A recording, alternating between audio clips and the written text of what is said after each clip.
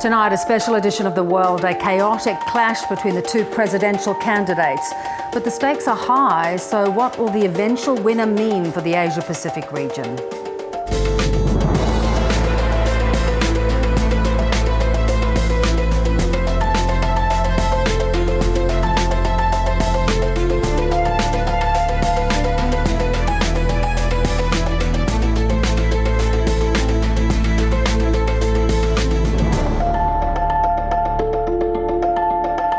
Hello, I'm Beverly O'Connor. Great to have you with us. Well, when Donald Trump shocked the world and won the US presidency in 2016, he began disrupting the global order like no American leader before him.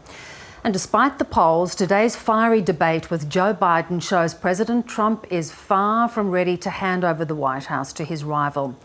Tonight, we're going to look at what 4 more years of Trump will be, or the alternative, a Biden presidency, and what that's going to mean for our region, the Asia-Pacific. Could Joe Biden reset the relationship with China? Would a second-term Trump use military power to confront Beijing? I'll be asking our range of expert guests these questions shortly. But first, just a reminder of some of the extraordinary foreign policy interventions President Trump has made in the region over the past 4 years.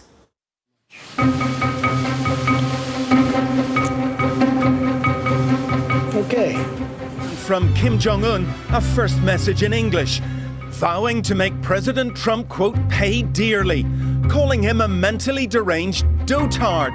Rocket Man should have been handled a long time ago. They will be met with fire and fury. Rocket Man is on a suicide mission for himself. Little Rocket Man.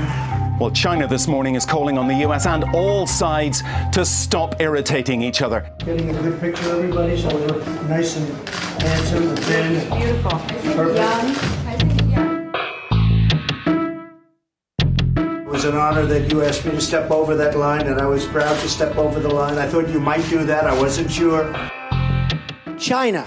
South China Sea, as you know, we're looking at together. If I can help mediate or arbitrate, please let me know. I mean, we've had a dispute for quite a while with China. To hold China accountable for its oppressive actions against the people of Hong Kong.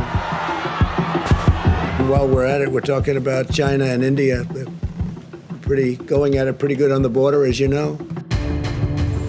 The relationship I have with President Xi is extraordinary. And we had the most beautiful piece of chocolate cake that you've ever seen. And President Xi was enjoying it. President Xi loves the people of China. He loves his country. And he's doing a very good job with a very, very tough situation. And we are not happy with China. And then we got hit with the plague, the China plague. Should have been stopped in China. And we will defeat the China virus. We must hold accountable the nation which unleashed this plague onto the world, China. More on that chaotic foreign policy in just a moment. But as we head into the final month of campaigning, national polls show Joe Biden ahead on 50%, Donald Trump on 43%. But the battle is far from over, with the presidential candidates focusing on key battlegrounds in their final weeks of campaigning. Yvonne Yong takes a look at some of the issues that could influence voters in these all-important states. Joe Biden might be ahead in the polls 1 month out from the presidential election, but as we learnt from Hillary Clinton's experience in 2016, where you win the votes rather than how many you get is crucial. It was the swing states that sent Donald Trump to the White House, and in this election, the battlegrounds which could go either way for the candidates are key. Let's take a look at some of the issues which may sway voters. The death toll from coronavirus in the US has soared past 200,000 and the number of infections has surpassed 7 million. But at his rally in Ohio, President Trump said of the virus, and I quote, "It affects virtually nobody." Joe Biden has taken every opportunity to criticise Donald Trump's handling of the pandemic, while the president himself continues to lay the blame on China. That started in China and is now spreading throughout the world. The Black Lives Matter movement has taken hold across the country. Mr. Biden says the president's not doing enough to address racially motivated violence against African Americans. I'm waiting for the day when he says, I condemn all those white supremacists. I condemn those militia guys as much as I do every other organizational structure. The death of Liberal Supreme Court Justice Ruth Bader Ginsburg has galvanised both sides of the political divide. Democrats can't do much to prevent the confirmation of Donald Trump's pick for Judge Ginsburg's replacement, but Joe Biden's telling voters that if he wins the election, President Trump's nomination should be withdrawn. And playing to a domestic audience, the president's repeatedly used anti-China rhetoric, whether it be about trade, the pandemic, or human rights issues in Hong Kong and Xinjiang, in an attempt to put voters off his opposition.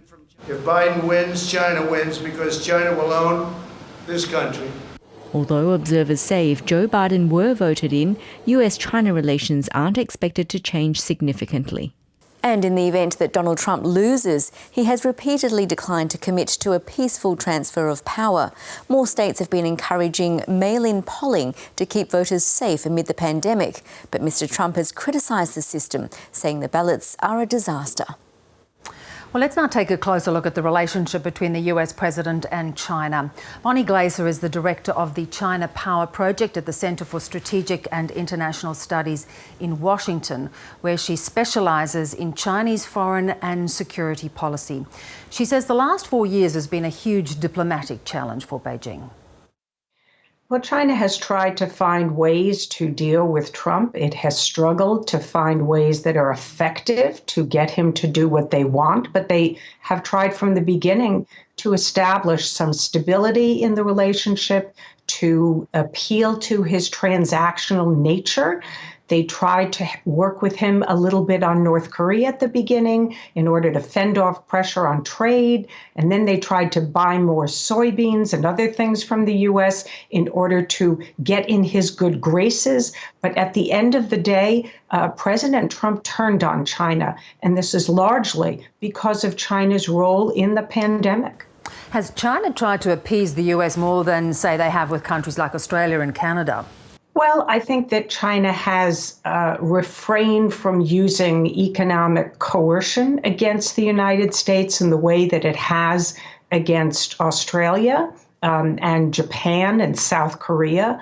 But there are some similarities, the sort of wolf warrior diplomacy of standing up for Chinese interests and almost putting on boxing gloves and trying to push back the comments that have been made by, for example, Secretary of State Pompeo, who's been exceedingly critical of China. And the Chinese have tried to give the United States and other countries a taste of their own medicine. But I think that to some extent has backfired. One of the things people like about Trump is the way he has upended traditional relationships, taken countries like China on. What might another 4 years of Trump look like in that relationship? Well, I think that if Trump were reelected, he would want to reestablish his relationship with Xi Jinping.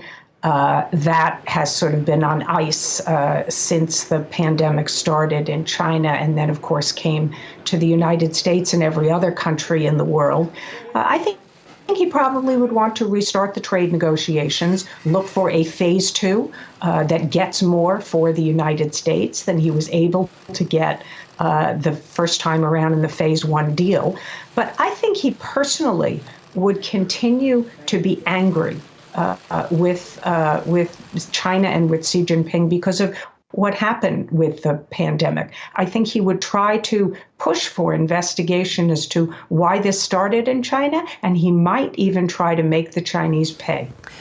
So you're saying if he's re-elected, that rhetoric may not calm down, or he's really going to push for China to have some form of fiscal responsibility? I really think at some level that President Trump does blame the Chinese and feels that they should pay for the economic costs in particular that have hit the United States.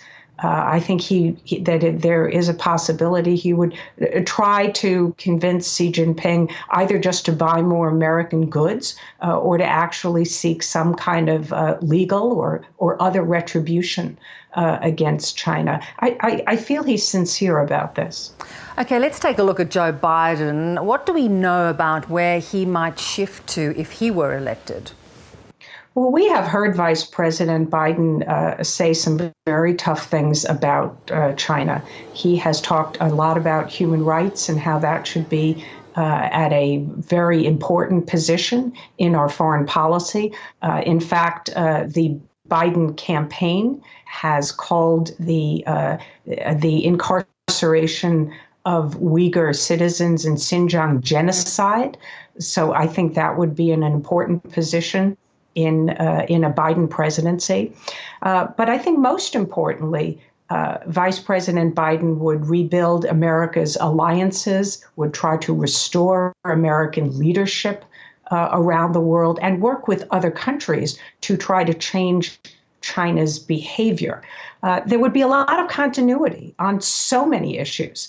The opposition to China's stealing of technology and trying to dominate leading edge 21st century technologies, China's use of economic coercion against other countries. The South China Sea is also something that Vice President Biden has talked about, how the militarization of those islands and threats to freedom of navigation should not be tolerated by the United States. So I think that there would be continuity on quite a number of issues.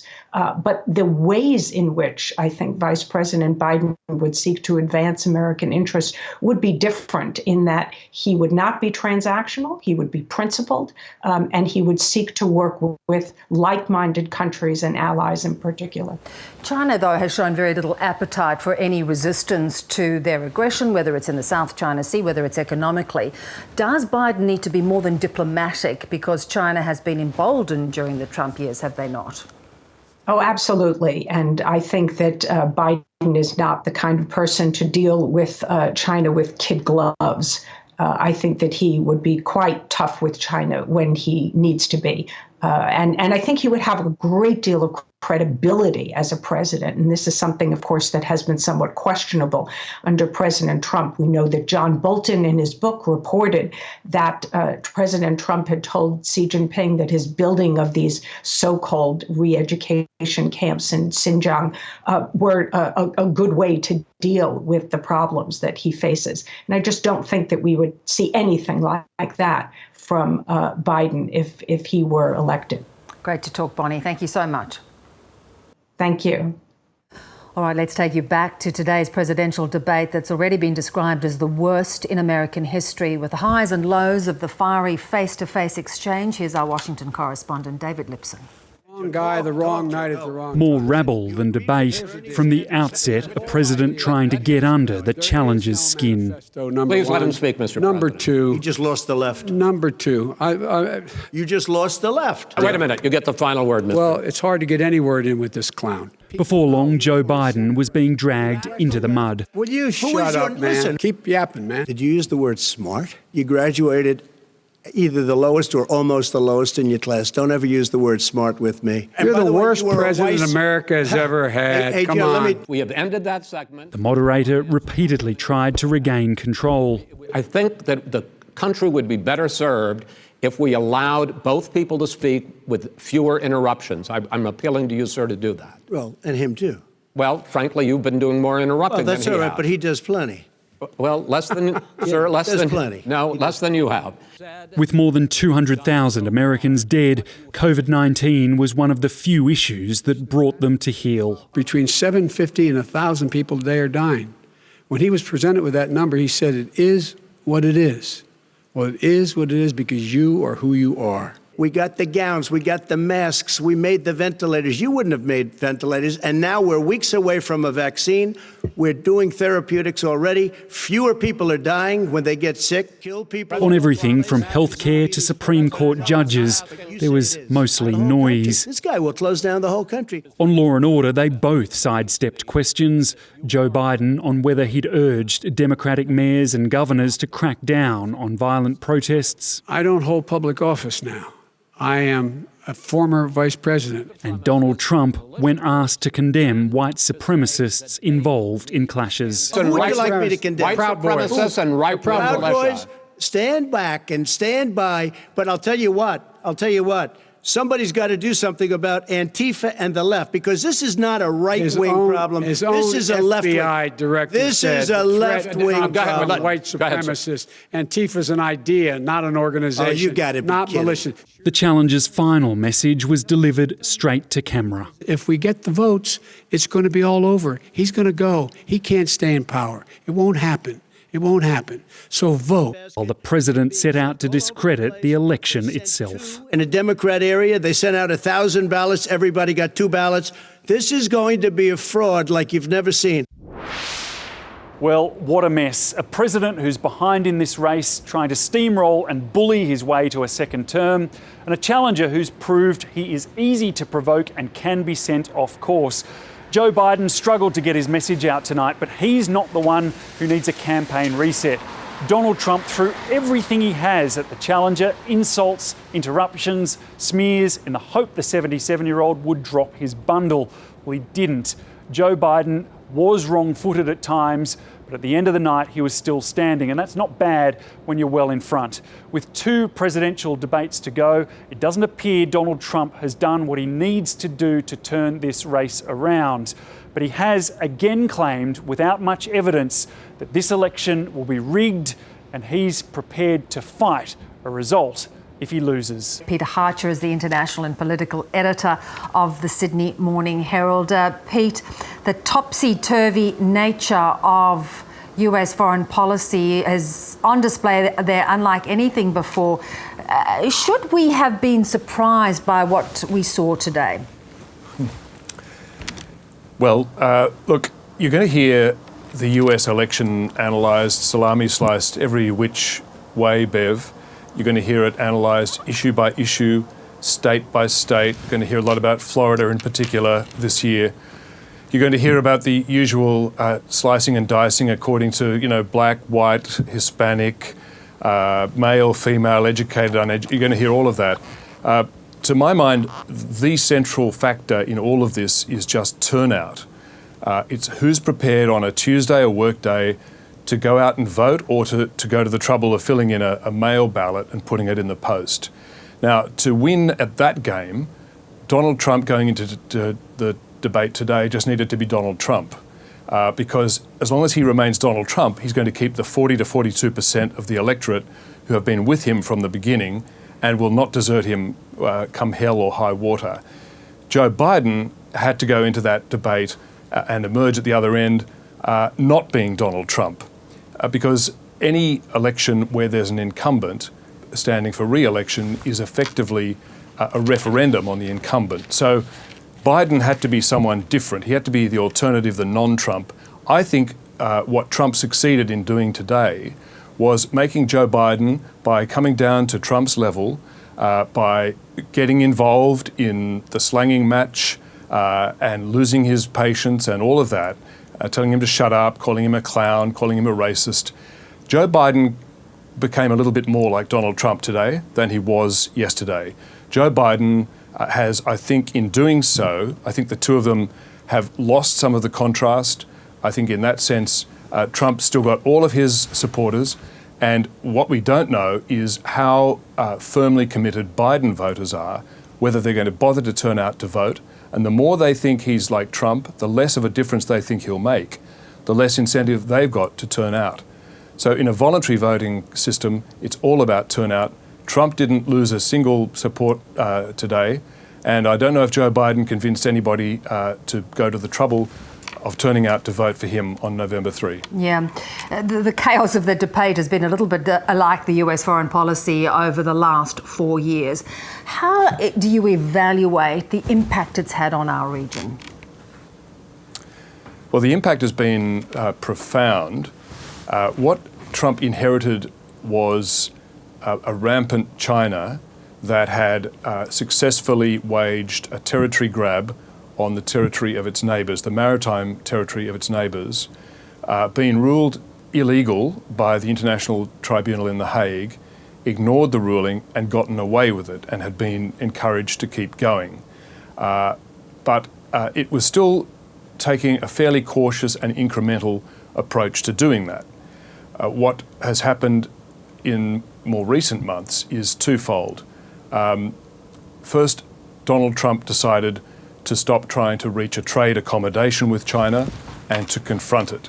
The second thing that happened is that post-COVID, China has thrown caution to the wind and decided that it's going to accelerate its timetable for territorial ambition, for hegemonic status, and to intimidate its neighbours. And rather than just going cautiously and gingerly in one or two countries at a time, being antagonistic with a whole bunch in ASEAN, with Japan, with Taiwan, with India on its other side, as well as with the US, as well as picking fights with Australia, with the Czech Republic, you name it, across the board. And in the middle of all that, one of the side effects has been that Donald Trump has been busy antagonising traditional allies and creating an enormous sense of doubt among countries, treaty allies like Japan and South Korea and also Australia, and also non-aligned countries, that the US is able and willing to maintain stability. It's created a tremendous uncertainty that generally plays to China's advantage. Peter, stay with us. We'll be back with you to check in on a number of other issues, particularly as they affect our region. But Chinese communities in Australia have been divided over Canberra and Beijing's worsening relations, with some people feeling like they are getting caught between the two. Now, with one of the most divisive US elections in decades looming, Chinese Australians are having their say over which American leader they believe might be better suited to bring stability to the region. Here's Sean Manteso. Caught in the middle. That's the way many Chinese Australians feel as tensions between the West and Beijing ratchet up. I only confess to you, most Australian Chinese or Chinese Australians are loyal to this country. Sam Wong moved to Australia from Hong Kong nearly 50 years ago. He's had a long career in the public service and remains heavily involved with the Chinese community of Canberra and Australia. I think we are not very good in good shape, not because of health, but because of the pandemic, because we've been accused, not by Australia, but other parts of the world, saying that this virus is caused and also initiated from China by indirect insinuation that Chinese in general are responsible to it. We have waged a fierce battle against the invisible enemy, the China virus, which has claimed countless lives in 188 countries. So part of what you're referring to there is the rhetoric of Donald Trump, who's labelled the virus things like Kung Flu and the China virus. Do you worry his re-election might sort of continue that trend? Chinese American would be very cautious about if Trump become re-elected again, because they knew that the escalation of the trade war and all the other negativity towards China would be, I would say, increases. Coronavirus, right? Kung Flu, yeah. But some see Donald Trump's brash style as an effective counter to China's growing assertiveness. If you want to have healthy relationship to be fair to both countries, I believe Trump's approach is more realistic. John Hugh has been in Australia for 30 years. He's a prominent critic of the Chinese Communist Party and former councillor in Parramatta. Now he's a spokesperson for the Australian Values Alliance. For a president of the United States, you put the interest of the United States and its people first.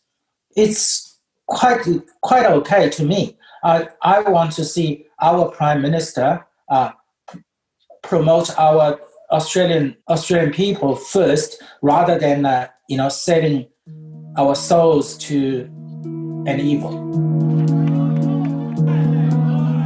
The tensions playing out between China and the West across the world have also boiled over here.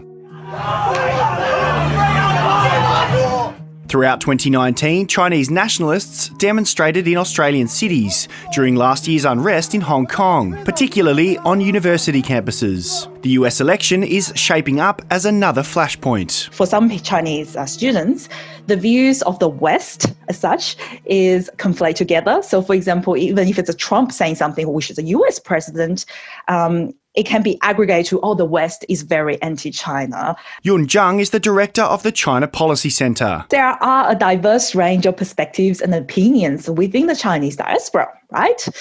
Based on their backgrounds and experiences. But I've heard many stories of people in the Chinese diaspora, including Chinese students, who are afraid to speak out publicly on their views. And how do you expect the US election might play into these tensions? Should the Biden administration come in, a toning down of rhetoric may help somewhat in improving the relationship between the two great powers. But the underlying issues still remain the same, so the tensions will definitely still be there. Neither candidate wants to appear weak on China, and both insist they're the better leader to stand up to Beijing. The task of repairing the fractious relationship looms as one of the key challenges for whoever prevails in November. Sean Manteso there. Well, 2 years ago, Donald Trump became the first sitting American president to meet with a North Korean leader at a special summit in Singapore. A year later, he created history again by crossing the heavily guarded demilitarized zone and stepping into North Korean territory alongside his counterpart Kim Jong-un at the Truce Village in Panmunjom. This could be a very historic moment, and I guess that's what it is, but I enjoy being with you, and thank you very much. Well, journalist Jean Lee opened the first US News Bureau in Pyongyang, is now the director of the Korea Center at the Woodrow Wilson International Center for Scholars, and she joins us out of Washington. Jean, lovely to have you with us. I mean, when we look back at that extraordinary time, those two summits between North Korea and the US, does North Korea, though, despite all of that, remain a policy challenge? Absolutely. You know, that diplomacy of 2018 came on the heels of that remarkable year of fire and fury in 2017. And we shouldn't forget that that rhetoric, that exchange, that war of words between Donald Trump and Kim Jong-un gave Kim the justification he needed to build up his nuclear arsenal. He built it up to a point where he felt comfortable enough to go out on the world stage and feel that he could meet shoulder to shoulder with Donald Trump as his equal. I mean, we know that's not true, but he was able to portray it that way. And so we shouldn't remember that despite that diplomacy in 2018, which was very promising at the time, we are going into a period with North Korea, regardless of who was in the White House in January, with a North Korea that has a stronger, more advanced nuclear and ballistic missile arsenal. So while 2018 was so promising, to be honest, it's giving Kim Jong-un so much legitimacy, but he has given nothing up. So it's going to be a huge challenge for whoever takes the White House, whoever's in the White House in January. Absolutely. So do you think he made those gains because Donald Trump essentially just lost interest in getting any progress, getting any deals out of the North Koreans? I believe that President Trump underestimated how important these nuclear weapons are to Kim Jong-un. You know, when you look at his style, he uses bullying tactics to try to get what he wants. And he thought, this is a young man from a poor country that I could just bully into submission. I can negotiate a deal like a real estate deal to convince him, and it would be an easy foreign policy victory. He realized in Hanoi last year in February 2019 that that wasn't going to be the case, that Kim Jong-un wasn't going to be that easy to convince to give up his nuclear weapons. And so we saw him abandon that, or put it on the back burner and turn to other foreign policy goals that he thought would be easier. And what that did is perhaps put it on the back burner, but North Korea, while it kept to its promise not to test nuclear devices, it's been testing other aspects of the technology in the meantime. So come January, it's going to have a stronger program. And so in that sense, just putting things on hold hasn't been a productive strategy. How would Kim Jong-un view Joe Biden's election as president? I don't think the North Koreans will be particularly happy. Things did not go well. There was very little contact, of course, during the Obama years of strategic patience. But if Joe Biden is elected into office, they are going to have to deal with the Americans. In a sense, it will be a return, I believe, to a more traditional type of diplomacy, a more traditional type of negotiation. It takes away that element of opportunity that the North Koreans favor, which is they were hoping that they could fool Donald Trump into some sort of deal that would benefit them in the long run. But it certainly created a sense of anxiety for the North Koreans as well. So I do hope they see that if there is a different administration, that it will be a bit of a reassurance to go back to what it is. They know a type of diplomacy that they understand. But, you know, I do hope that if Joe Biden is elected president, that he doesn't go back to square one and to strategic patience. We really need to go forward and build on what's happened so far with this outreach with Kim Jong-un and be open-minded to a completely different way of negotiating with the North Koreans, building on some of the strides that have been made with the outreach, but also understanding that we need, the United States needs its allies in the region, and to work on those traditional alliances in the region to make sure that everybody's on board with the path forward with North Korea. The US is so preoccupied with domestic issues at the moment, the daily violence on the streets as well as the COVID crisis. What is your sense of what another 4 years of Donald Trump might look like? You know, I have to tell you, I am still reeling from that debate. It was such a debacle. It was really, it was so hard for us. It was in the evening. It was so hard for me to go to sleep. It was just such a devastating and show of a lack of respect. And I say that not to be partisan, but just because I'm very concerned as well about what that projects to the rest of the world, about American leadership. And I've been saying for several years to my counterparts in Asia that this is when they ask me about Trump administration policy, I always tell them there's Trump administration policy and then there's President Trump. And those are sometimes not the same things. And so what we saw yesterday was a display of style over substance. But it was, I can't imagine how my counterparts in South Korea or even in North Korea are thinking about whether this is someone they can work with over the next 4 years. I think it's, as an American, I have to say, it is a real low point for me as watching all of this unfold. You know, I live right next to the White House. It's just completely demoralizing. And you're catching me at a time where I'm still feeling that emotional shock of this debate. And look, it's wonderful it's wonderful to get that raw sense from you, because I think most of us internationally watching it were horrified that this was the most significant power in the world, and it was just a chaotic and unedifying scene. Absolutely. And, you know, the polls show that about 10% of voters were undecided going into this debate. The real question, and it's such a close race, the real question was, would he, as your speakers have mentioned earlier on the show, who has he convinced? And I think I'm just dreading that there will be a boost in the numbers and what that will say about my country and what they respond to. And that is certainly an alarming prospect. So I'm still a bit shell-shocked, also trying to think about what it is I need to say to my counterparts in South Korea and elsewhere about what this means for diplomacy. But I think it's revealed things that I've been saying behind closed doors. And so perhaps there's a wake-up call that's happening with this performance. Jean, I so appreciate you coming on and talking to us so fresh after that experience. Thanks so much. Thank you.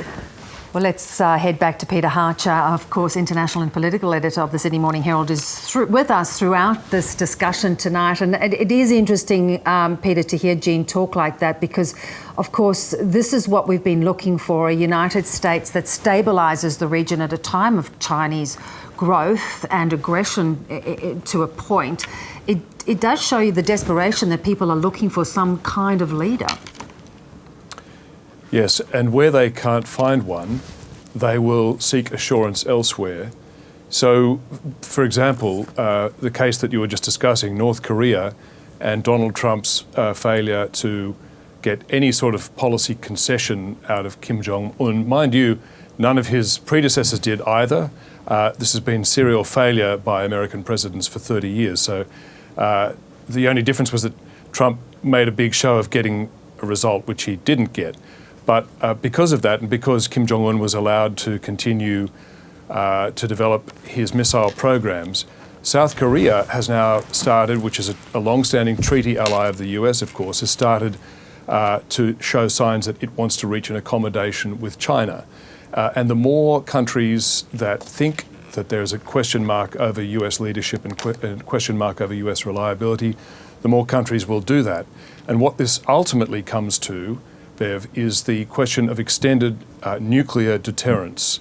That is the concept that if an enemy should happen to threaten any US ally with a nuclear attack, that the US would stand ready as a credible deterrent or to retaliate in the event of a nuclear attack on a US ally. So South Korea has started to worry that might not be a reliable deterrent any longer, that the US nuclear umbrella is neither as big, as robust or as reliable as it had been. Other countries too, and I have to say this discussion has gone on sotto voce behind closed doors in Canberra as well. Can Australia, can any country continue to rely on extended nuclear deterrence when you've got a nuclear threat that continues to accumulate from North Korea? Plus you've had China expand its arsenal of nuclear missiles from roughly 50 or 60, now it has hundreds and is still building its nuclear weapons stockpile. Well, one of the biggest challenges the United States is facing is China's more confident military stance, particularly in the Asia-Pacific. Now, while several nations are at odds with Beijing's claims to a vast majority of the South China Sea, Pacific Island nations have also been drawn in with financial loans and aid. Here's Manny Tsigas. The world is no stranger to China flexing its military muscle, but even when it's a simulation, the impact still resonates. This video released by China's Air Force shows a nuclear-capable bomber attacking what appears to be Andersen Air Force Base on the US Pacific island of Guam. A battle for influential supremacy has been brewing in the region for some time, that's occasionally been equally explosive. Back in 2016, an international tribunal ruled that Beijing did not have the right to claim this 4,000-kilometre stretch of water between China and Indonesia as its own sovereign territory.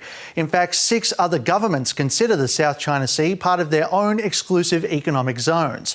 But that didn't stop China from turning what was once a bunch of atolls, sandbars and rock formations into a series of military bases where they claim shipping routes, fishing areas and a lot of oil and mineral reserves below. Since then, the US has introduced a myriad of sanctions against China and stepped up its military presence in the region. Both have seriously irked Beijing, and many ASEAN members have become so sick of being bullied by China, they're threatening to draw Washington even deeper into their local disputes. But China has also capitalised on the situation in the Pacific, a region ravaged by climate change, poor economic growth and now a pandemic. For decades, Australia has been its biggest aid donor, but more recently, China has become a major player by funding large-scale infrastructure projects, including a $120 million road upgrade in Papua New Guinea. The United States has dismissed these moves as payday loan diplomacy, where countries take on unsustainable debt in exchange for political leverage. Last year, the Solomon Islands and Kiribati severed long-standing ties with Taiwan. In the same week, Beijing had promised them unprecedented development opportunities. Now, there are fears this could all lead to another South China Sea situation much closer to home, with a heavier Chinese presence in the Pacific, creating a range of issues for Australia, the United States and its allies. This far into 2020, just about anything seems possible. Manny Tsigas there. Well, Abhijit Singh is head of the Maritime Policy Initiative at the Observer Research Foundation. He joins us out of New Delhi. Abhijit, good to have you with us on the program. From your point of view, where have you seen the most significant strategic shifts in the region over the past 4 years? From an Indian standpoint, I would say that 4 trends or 4 shifts have been significant. The first, of course, is the deepening India-US relationship. When President Trump took office, this relationship was already on a high trajectory. We'd already under President Obama achieved a fair amount. But I think what's happened over the past 4 years you've seen is a real consolidation of this relationship. And particularly in the strategic and maritime domain, there's been much to feel happy about. So the Malabar exercises that we do with the US are now deeper and more complex than they've ever been. Japan is now a part of the Malabar exercises. We're buying more equipment from the Americans than was the case earlier. We do a 2+2 foreign ministers, defense ministers dialogue with the US now.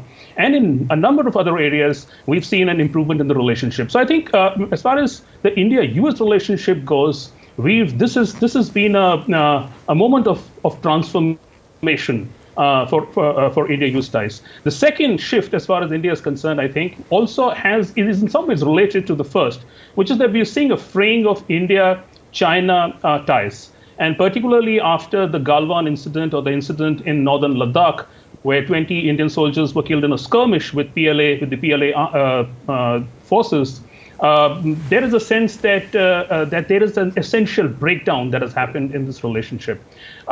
We've seen over the past few weeks, there have been some talks between military leaders as well as political leaders to try and resolve the issue on the border. But really, we've not made much headway. And one senses that what's happening now is that India is drawing closer to the US. We're not in an alliance with the US, but some can claim that we are just a few steps away from an alliance. And certainly this then gets to the third point, which is really the Quad or the quadrilateral, the India, US, Japan, and Australia, and how India has been developing its ties, not just with the US, but also Japan and Australia. And Australia, mind you, there had been a sort of a consensus over the past about a decade, since the first Quad didn't really take off, that Australia was a little bit of an undependable ally or a friend. But I think that consensus is now overturned. What we're seeing is a great trust building between India and Japan, and India and Australia. And we're seeing a great development of ties.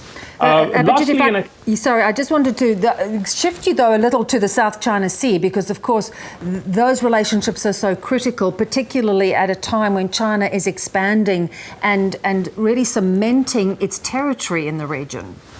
Right. That's right. I think the South China Sea is a critical flashpoint, both from an American perspective as well as an Indian perspective. I think what's happened just in the past few years is that the Chinese have built up the island bases in the Spratly Islands. And this is significant because what the Chinese can now do is that they can project power from some of these islands. From an Indian perspective, this is important because if the Chinese are going to firm their grip on the Spratly Islands, it would be completely possible for them to project power in the Indian Ocean region. And therefore, I think the Indians are taking these developments in the South China Sea very seriously. We've up until now not quite spoken in a loud voice about what's happening in the South China Sea. But I think just in the past few weeks since the Galwan incident happened, there have been a couple of statements made by the Foreign Ministry as well as from other senior officers saying that what happens in the South China Sea is critical for Indian interests. So I think India is going to be watching these developments, especially the Chinese exercises in the South China Sea, and is going to take remedial measures in the Indian Ocean. Are you in any way concerned of the potential for conflict if there is another 4 years of Trump? Well, I would not say that there would be conflict, but what I would say that we would certainly see a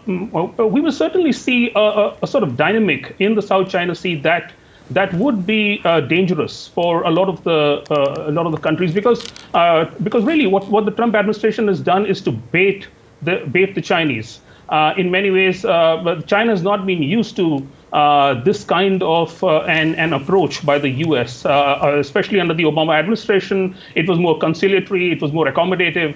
And suddenly in the Trump administration, the Chinese are finding that there's just so much of hard military posturing that's happening. So I think what's going to happen is the Chinese are also going to be wary of conflict. But that means that there's going to be little cooperation between Asia-Pacific countries. And that in the long run isn't a good augury, both for the Asia-Pacific region, as also some of the countries in the Indian Ocean region, India in particular, because India, is a big trading partner both with China as well as the U.S. Yep. And if there's a U.S.-China trade war, if the U.S. and China are at loggerheads in the South China Sea, then it does not quite play into Indian interests. Indeed. Abhijit, appreciate your time. Thank you so much. Thank you. All right, let's go back to Peter Harcher, the international and political editor for the Sydney Morning Herald, to wrap up this examination of the US election and what it does mean for our region. We've heard quite a few different issues raised tonight, Peter. What do you think strategically is the most important thing in terms of alliances going forward over the next 4 years? The critical factor for US allies in the region is the reliability and solidarity of those alliances. The more solid the alliances, the more reliable the US, the less need there is for any ramping up or rearrangement of the regional arrangements to oppose Chinese advances, or contrarily, for countries to capitulate and move to accommodate China and therefore hand China larger degrees of influence and dominance in the region than it already has. So that's the critical question. Now, Joe Biden promises to be a conventional US president. Let's just step back 1 second to remind ourselves that it was a bipartisan settled part of the American landscape that the US always supported and endorsed the US alliance system. It's perhaps the most fundamental fact in the differential factor between China and the US is that the US is at the centre of a network of alliances embracing 40 countries.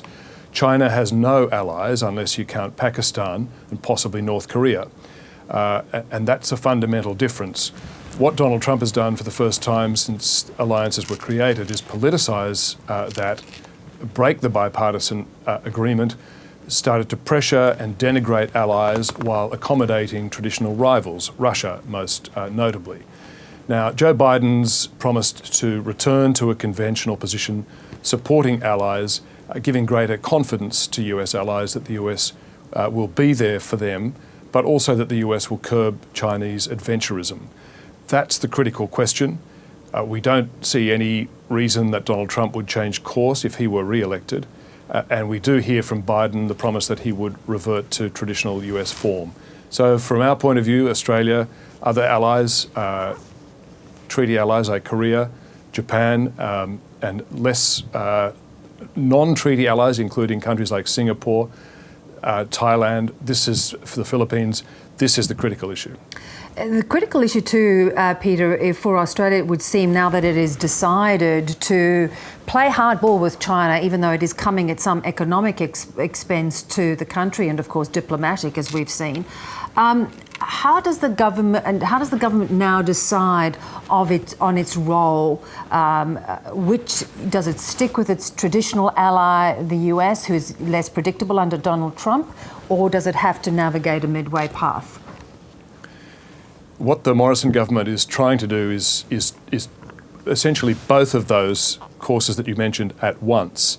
The first is to, insofar as possible, work with the US and stick with the US alliance because however diminished it may be, it's still Australia's only treaty alliance. The US is still a major power and it still has real value for Australia. So you wouldn't discard an asset just because it might be look less useful than it was a few years ago. It's still an asset in the national interest, so you hang on to that. So this is the first part of the Morrison attitude, is do what you can to keep close to the US and keep the US engaged. Second part is try to find other countries in the region who are just as concerned about China and develop much closer relations to balance, to form a counterbalancing group of like-minded countries. Now, they don't all have to be democracies because Vietnam is one of the top candidates in that group. There's Vietnam, there's Japan, there's India increasingly. These are countries that Australia is looking to, and also Indonesia, Malaysia, and importantly, Singapore. This is a group of countries that Australia is cultivating and trying to develop much closer working defence and diplomatic relationships with in an effort to cast some sort of counterbalancing loose coalition to protect each other and the mutual interest against Chinese adventurism in the future. Peter, beautifully wrapped up as we come to the end of the program. We do appreciate your time. I'd ask you for a tip, Pleasure, but I think we're all very confused after that debate today. Great to have you with us. Thanks so much. Pleasure.